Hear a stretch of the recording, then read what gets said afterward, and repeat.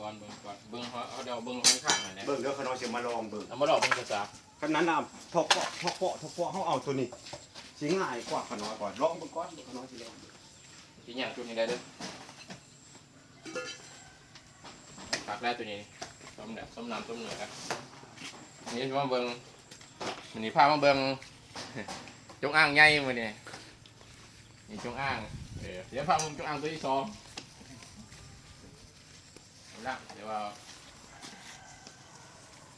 ยังไม่ทันละเอียดดอกถือว่าเป็นหน้าแพรท้องพอด2 ตัว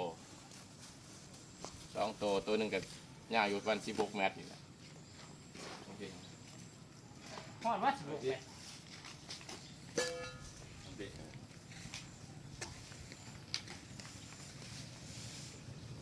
แล้วตัวนี้ได้แล้วนี่